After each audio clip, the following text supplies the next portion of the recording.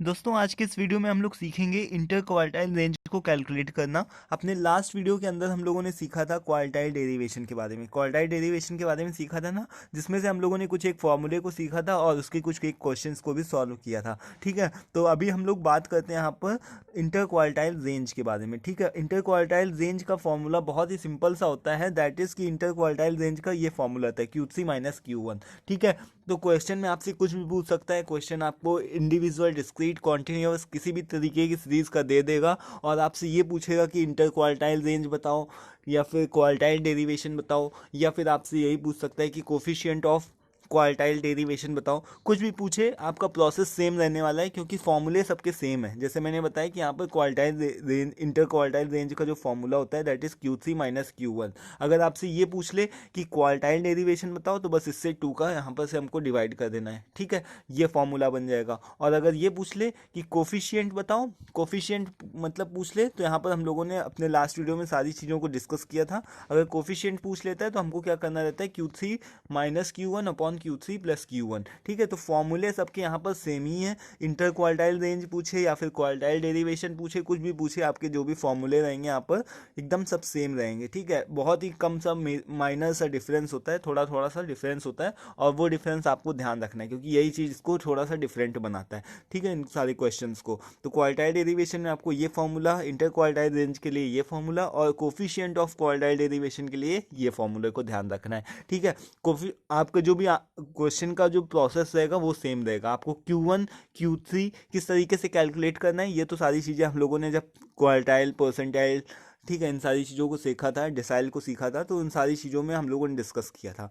ठीक है, तो यहाँ पर देखते हैं। क्वेश्चन हमारा कॉन्टिन्यूअस सीरीज का है, देखने से ही पता चल रहा है क्योंकि यहाँ पर हमारे पास में इंटरवल्स दिए गए हैं। ठीक है, तो कैलकुलेट इंटर क्वार्टाइल रेंज, यहाँ पर ये पूछा है calculate inter quartile range from the following data. तो यहाँ पर हमारे पास में एक डेटा दिया गया है जो कि एक तरीके से इंटरवल्स दिए गए, तो हमको पहचान में आता है कि कॉन्टिन्यूअस सीरीज है।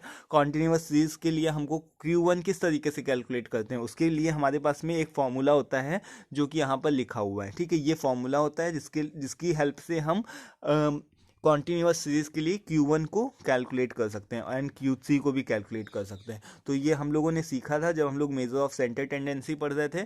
Q1 के लिए फॉर्मूला जो होता है वो ये होता है और Q3 के लिए जो फॉर्मूला होता है वो ये होता है। दोनों में कोई डिफरेंस है? नहीं, कोई भी डिफरेंस नहीं। बताइए, एक छोटा सा डिफरेंस है, अगर आप देख पा रहे होगे तो यहाँ पर Q1 के लिए n/4 लिखा हुआ है बट Q3 के लिए 3n/4 लिखा है। ठीक है, इन्हीं दोनों चीज़ों को, ये छोटा सी एक चीज़ है, इसी से हमको क्या करना है, यहाँ पर कैलकुलेट करना है Q1 और Q3। ठीक है, तो सबसे पहले हम लोग जो भी इंटरवल्स हैं इंटरवल्स को लिख लेंगे। ठीक है, इंटरवल्स को लिखने के बाद में जो भी फ्रिक्वेंसीज है उनको लिख लेंगे, क्यूमुलेटिव फ्रिक्वेंसीज को निकाल लेंगे।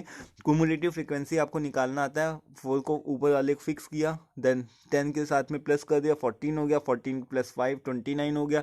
इस तरीके से हमने करके जो भी हमारा लास्ट वाला डिजिट और जो सबका सम है यहाँ पर दोनों सेम आने चाहिए। ठीक है, फ्रीक्वेंसीज का सम और जो क्यूमुलेटिव फ्रीक्वेंसी है उसके लास्ट वाला डिजिट सेम आना चाहिए। अभी आ चुका है। ठीक है, तो अब हम लोग Q1 को कैलकुलेट करने की तरफ चलते हैं। जो इसमें सबसे बड़ा, जो सबसे बड़ी एक चीज़ है वो यही है कि Q1 और Q3 कैलकुलेट करना आपको आना चाहिए, बाकी सारी चीज़ें तो आपको फॉर्मूला पुट करके ही आ जाएगी।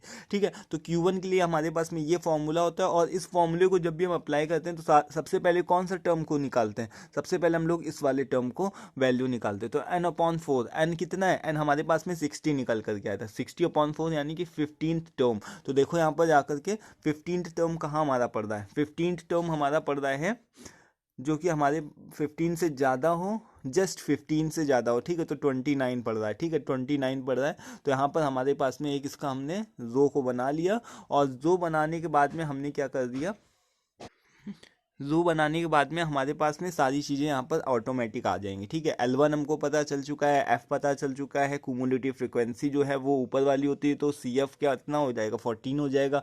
ठीक है, और I तो हमको पता है कि इनके बीच में कितना डिफरेंस है, जो गैप है वो कितना है, 40 माइनस 20 करोगे तो 20 आएगा, तो I इज इक्वल्स टू कितना होगा, 20।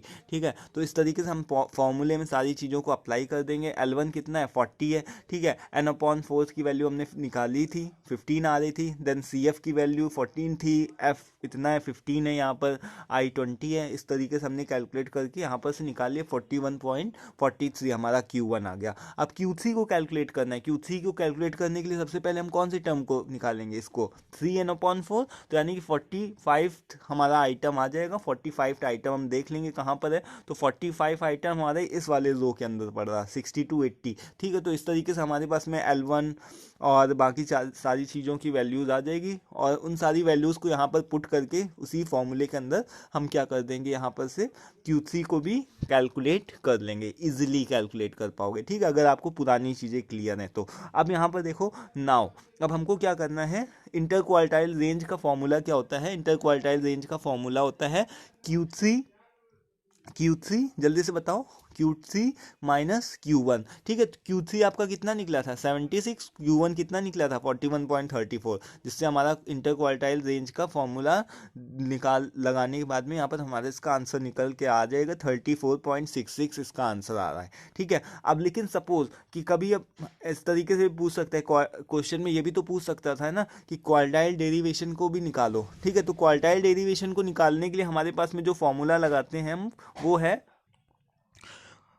फॉर्मूला हमारे पास में यही लगता है Q3 माइनस Q1/2। ठीक है, तो ये फॉर्मूले को लगाते हैं हम। ठीक है, सो अभी हमको क्या है कि हमने देख लिया Q3 माइनस Q1 कितना आ रहा था 34.66, और टू तो हमको यहाँ पर लगाना ही है। जब इसका आपस में डिवाइड करवा दोगे, 34.66 को 2 से डिवाइड करवा दोगे, तो हमारा आंसर कितना आ जाएगा 17.33, ये हमारा आंसर आ जाएगा। ठीक है, तो इतनी चीज़ें क्लियर है। अगर आपको सारी चीज़ें क्लियर है तो ठीक है, अच्छी बात है, कॉन्ग्रेचुलेशन। यहाँ पर इंटर क्वार्टाइल रेंज हमारा जो टॉपिक है वो ख़त्म हो चुका है। इंटर क्वार्टाइल रेंज के अंदर कुछ भी नहीं है, सारी चीज़ें सेम है। बस आपको क्या करना है, अच्छे से फॉर्मूले को अप्लाई करना आना चाहिए, Q1 और Q3 की वैल्यू को निकालना आना चाहिए। कॉन्टिन्यूअस सीरीज हो चाहे डिस्क्रीट सीरीज हो, इंडिविजुअल सीरीज हो, सबके लिए आपको सारी फॉर्मूले आसानी से, आपको सारी चीज़ें कैलकुलेट करनी आनी चाहिए। ठीक है, तो आज की वीडियो में फिलहाल इतना ही रखते हैं। नेक्स्ट वीडियो में हम लोग और भी कुछ एक एडवांस लेवल के जो भी टॉपिक्स हैं, कुछ एक क्वेश्चंस को करेंगे। ठीक है, PDF वगैरह का लिंक डिस्क्रिप्शन बॉक्स में मिल जाएगा। वीडियो पसंद आए उसको लाइक भी करिएगा। ठीक है, thanks for watching this video, thank you once.